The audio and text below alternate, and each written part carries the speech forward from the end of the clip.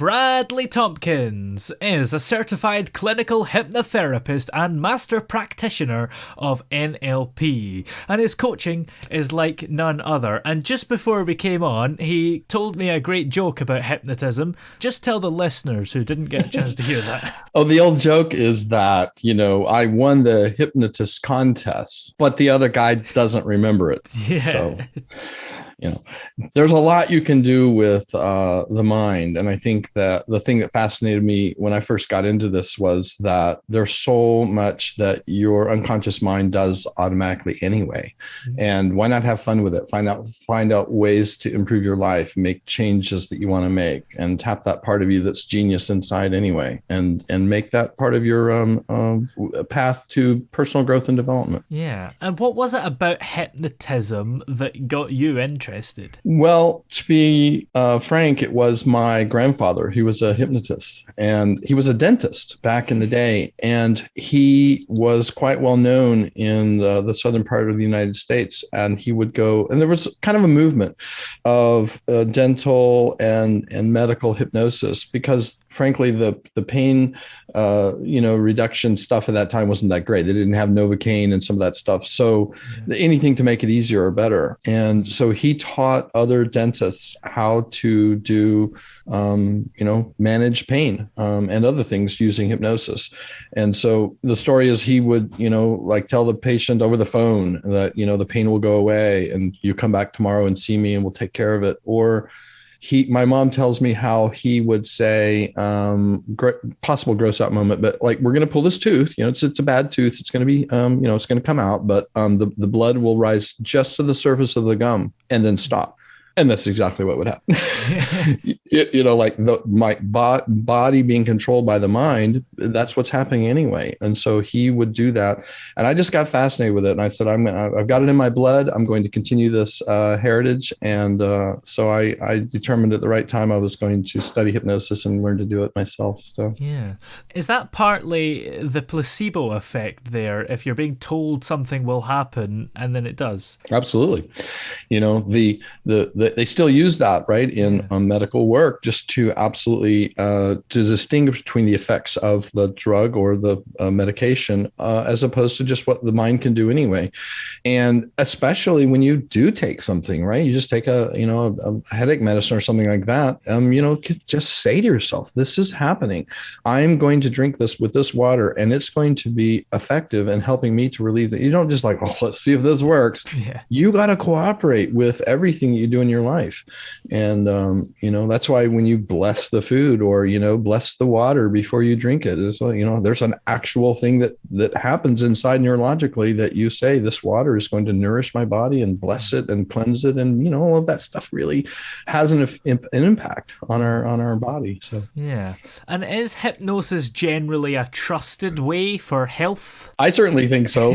People who go to traditional medical, practices, which you should do when it's, of course, appropriate. Yeah. You open yourself up to the medical practice, the care that this trained individual does. And most of those scientifically trained and medical professionals will tell you that, my goodness, anything that you can do to cooperate in your mind with the process of healing would be a good idea. Yeah. Know and believe that what we're doing here is going to have its impact and health on you. So it's a cooperative process. And I've received benefit from doing it myself. And I believe that others can enjoy that as well. Yeah.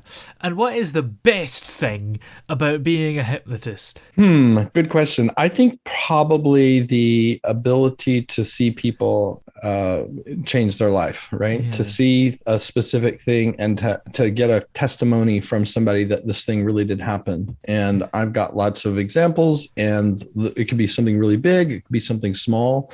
I've been married for 30 some odd years. Some of them were very odd. But in the entire time I've been married, my wife has had a long-term aversion to needles of any kind. Needles on television and TV shows, how they do when you turn away and it's just like some medical show or something. She just freak out.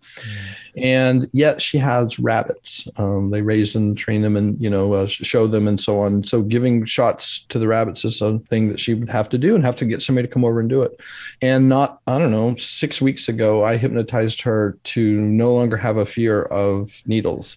Yeah. And not only is she no longer afraid of them, she can give shots to the rabbits. And she gave 20 yesterday to the whole herd, Yeah. Have you been married so long because you've hypnotized your wife to stay with you? Yes, basically, yes. It's her amnesia is kind of what I'm playing with to keep this thing afloat for so long. Exactly. Yeah. And if she's had a fear of needles for this long, how come it was only recently that you did hypnotize her? I think seriously, it was the right time. And she wanted, after I did that, I've been doing this, personal development and stuff for quite a long time, but she was like, if you could do that with another person, well, could you take care of this for me? And so she asked. I couldn't just say, oh, let me do this thing, let me get rid of that issue you have. When they ask, that's when they're ready. Yeah. And she loves telling that story today because she's, made a huge change and a lot of things are possible. I hypnotized myself to require 6 hours of sleep. And I wake up every morning with no alarm. I feel terrific. And that's the number of hours I need. And I feel fantastic. Wow. And that's doable and anybody could do it. Yeah, that's quite incredible. And it can be quite useful for stuff like that, can't it? Yes, exactly.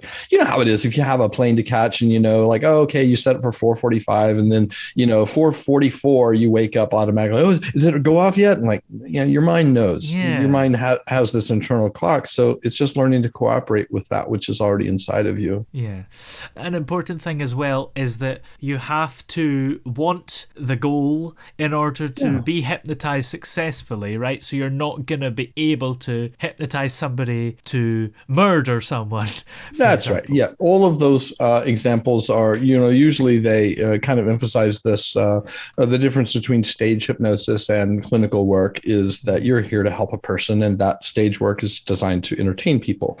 And you cannot, in either situation, do something that's incongruent with the truth of who that person is. They're not, they tried, I'm sure, government trying to like create a super soldier or something. There isn't a way that you can program out, basic fear or kind of the things that are going against the moral code. That's the domain of the unconscious mind to manage that.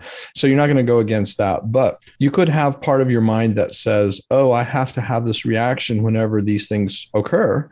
And if it's not a problem for you emotionally or like psychologically to let go of that association, you can totally let go of that. And you just get the cooperation from the unconscious mind that the needs that were being served by holding on to that old way of doing things could be met in a different way, a more healthy way. And then you let go of it. I think there was somebody in history, I can't remember who it was, but they murdered somebody powerful, I think, and they claimed that they were hypnotized by the CIA to do it. And then there was a Derren Brown documentary. I'm not sure if you're familiar with Derren Brown. But absolutely. Very powerful. And they managed to prove that you maybe could hypnotize somebody to murder. I'm not familiar with that specific study. Most of the most of the research and documentation that's done on this kind of demonstrate that you could hypnotize a person to take actions that possibly could lead to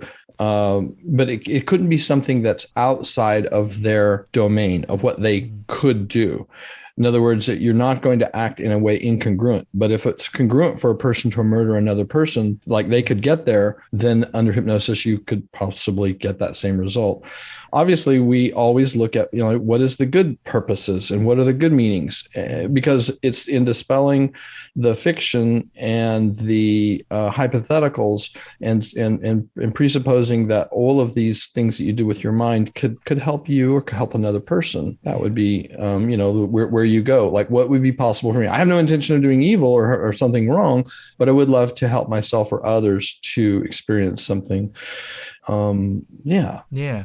Now, before we came on air, we talked about the fact that because of laws that are like 100 years old, I think, we can't do any live hypnosis on the radio, but you said we could do something that's a little bit different, right? Sure. My thought about it would be to simply allow yourself to, without going, hypnotic trance. A lot of people they don't know what trance is anyway, and I say that when you go into a trance, when you're driving, when you're watching TV, when you're playing a video game, basically you're always in some state of trance. You're in some form of trance all the time. And as I speak, even though I'm not putting you in a trance, you're already shifting your awareness a little bit because you're just following my line of thought and thinking. And so what I would invite you to do is to think of a minor state or behavior that you could get into in the course of a day pretty easily that would be annoying, that would bug you. Can you think of anything that could happen that could get you into an annoyed state or sort of bug you? It doesn't have to ruin your day, but just not that great, right? Can you think of something like that? Like a car driving past and going through a puddle and splashing me. Yeah, precisely could happen, right? It's a very, very conceivable thing that it could happen. Could it happen in the future? Yes. Yes. Especially depending on where you live and where you walk, those kind of things could happen. And it could, in fact, ruin your day, so to speak, or cause you to have an irritation about it. But on the planet, approximately where would that irritation be on the planet shortly after the splash happened? Approximately where would it be? Where it happened, probably. Where, and then more specifically up here in your mind would be the location of that irritation. I couldn't say it's out there on the street or down there in the newspaper. It's in here. Yeah. So if I could allow you to think of this way, I want you to think of that thing that irritates you that could happen again in the future. And just think about that picture that you have in your mind for that. And you don't even have to necessarily close your eyes to do this, but if you'd like to, you can. And you think about that picture that you have for that thing that irritates you or bugs you. It could happen again very easily. Just notice where inside your mind you store that picture. Is it over here? Is it over there? Is it over here? Where is that? Well, approximately. I guess it's in front of me. It's in front of you, right? Yeah. How wonderful to use your mind to store a thing that could really annoy you right in front of you. Here, close your eyes. And I want you to see that picture there. And I want you to just imagine just backing it away a little bit. So it's a little bit further away from you, maybe about like an 8x10 photograph. Okay, just floating out there. You can control that. And I want you to think about how irritated it would make you to feel if that thing happened to you. And just notice that picture there. And I'd like you to simply take that picture and I'd like you to fuzz it out. Just defocus it. Take saturation out. If there's any color, just make it black and white. Fuzz it out a bit. And because it's your mind and only your mind, you can actually also shrink it down now to the size of a postcard. Just a postcard. And then hold it there for a moment. And then as it begins to shrink even further to about the size of a postage stamp, hold it there for a moment. I'd like you to think about where you store the receipts for getting petrol in your vehicle from 5 years ago. Where do you store those? Just take this little stamp and drop it in the same location you store those receipts from getting gas from 5 years ago that you find in the bottom of your car. And just drop it there and leave it there. Yeah, just leave it there. Pop, pop. Good. There. Good. Now just bring your awareness back here to the center. And now ask yourself, how does it feel different now when you think about that thing that could still happen in the future? It feels perhaps like it doesn't matter. That doesn't matter. It could happen, but it's not the biggest thing in the world. How you store things in your mind neurologically, memory-wise, is up to you. Yeah. And most of us just don't realize we have the ability to control the way we think about things. And that's one of the things that you can do. Not necessarily hypnotically, but allow you to realize what's possible. in terms of language, the mind, and how you feel every day. Yes, certainly makes Pretty you cool, think. huh? Yes. Now, of course, you're a hypnotherapist, but what's the difference between a hypnotist and a hypnotherapist? The most likely distinction that people draw is that Darren Brown is a hypnotist. He's an entertainer. He's a skilled master practitioner of NLP, as well as I think he does magician work and stuff like that. He's very, very talented, right? And I don't think that he sees clients. I don't think you could pay him and go, oh, help me get over this issue. So a clinical hypnotherapist is somebody who uses that same skill set for the purpose of helping individuals and seeing clients, as opposed to a hypnotist who could, it's not to say it's frivolous or unimportant, but they simply are capable of doing that task of switching in a mind of an individual for whatever other reason they might to do that, entertainment or as a favor or a friend or what have you. So that's a good distinction. Yeah. And what's the weirdest request you've ever had in your hypnotherapy work? They tend to be, there's a big list of things. Anything that you do compulsively or automatically without thinking that's annoying is a good candidate, right, for the work. You mentioned about moral things. There are certain things that you can't program out. Like you can't program out a reaction to, let's say, to like a sneeze, right? You're going to sneeze because your body is like biologically wired to like, oh, this could be foreign. But I have had people, and I'm not a medical practitioner, but after having done work with myself, I let go of having allergies. I have no allergies today. I was taking a nasal decongestant every day, and trees, weeds, cats, dogs, leaves, pollen, you name it, books, dust, mites, any of that. I was allergic to everything. And after I did some work with myself, I was able to let go of that completely. And I have completely clear every day and don't need anything. How's that? How does that work, though? Because allergies are a physical thing. They're not in our brain, are they? Right. Where else is it? Think about it really quick. Where, Toby, what part of you is digesting food, growing fingernails, regulating your heart rate, your blood pressure? That same part of you regulates and manages your emotions, takes care of protecting you, and also indicating to you when it's time to recognize something in the environment, something that came in. So you might say back in the day, who knows how many generations back in the cave, let's say, there might have really been a bad thing in the back of the cave that could have been harmful. Yeah. And your ancestors memorized what it was. And they said, oh, it must, it's the cat. And it wasn't really the cat, it was the mold. But, they thought, well, it's the cat. And so that got passed on to you genetically. And you had this reaction to a non-lethal substance. Nothing really there that's lethal about cat dander, but, we thought so.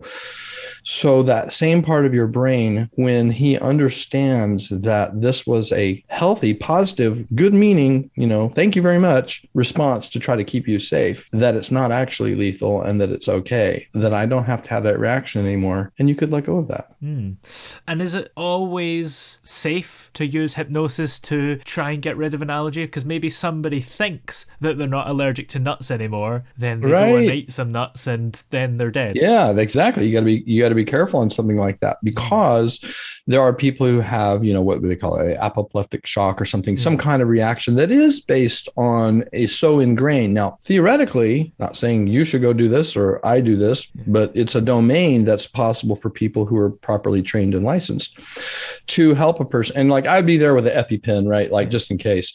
But yeah, you could allow that person to experience what it's like to live a life without that dependence on the, that reaction or that response. But you're exactly right. You want to use prudence and care. And in general, I don't work in that area just because it's simpler and easier for me not to do that. But like a licensed doctor or professional or a psychiatrist or something could use these exact same skills and they're licensed to do it. Yeah. And it is possible. And are there any areas of hypnosis that you would like to work in that you haven't yet? I think that if you look at hypnosis in context with the other work that I do, for instance, I'm a life coach. So I work with people to basically, I say it this way, to tap the unconscious mind so that you can make a change that you need to make so that you can move forward in some area of your life. And so the hypnosis is one of the tools in the quiver of arrows, or whatever you want to say, where you could allow this tool to help to make the shift. Yeah. And there are, because that's the domain that I work in, it tends to be personal growth and development, relationships, self-confidence, capacities. Like, you're supposed to be here to do something, right? You're here for a reason. And if you're not moving forward toward that ultimate purpose that you're here for because of something that happened in the past, or beliefs, or kind of how you were raised, or a bad old relationship that you still keep running in your head, then I help the person to move past that.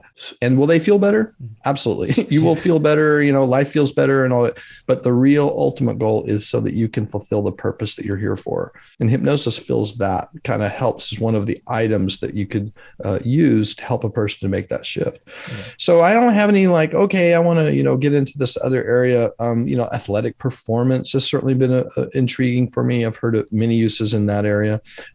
Stage fright, speaking. I've used it for, with people on confidence, the capacity to kind of not freak out when they go out in public. And there might be some reasons that they hold in their mind why it's not okay to go out in public in the past. But by kind of rewiring and reorienting what it means to speak your truth and to hold space in the world, hypnosis allows a person to let go of the old belief. Yeah, absolutely. Well, where are we able to keep up to date with you and maybe even check out your hypnotherapy services? Absolutely. So my coaching practice is called Tompkins Method. And so the website by that name, it's TOMPKINS, so no H. I got a closet full of H's if anybody needs some. And tompkinsmethod.com. And it's a location where I offer a way to book with me. People who just want to check out a free, discovery call. Most people do this kind of work, just would have a way to just have a conversation, see if we mesh, do we jive with each other in language and what you're looking for. And that's a place we can do it. And it's my honor and my privilege to be in this field of self-improvement and what we call the transformation field. That's really what it's about. So yeah, absolutely. Well, it's been very interesting to have you on the show. Thanks very much for coming on. Thank you so much. So it was enjoyable, and I look forward to hearing any questions that people have, and I look forward to sharing with you again in the future.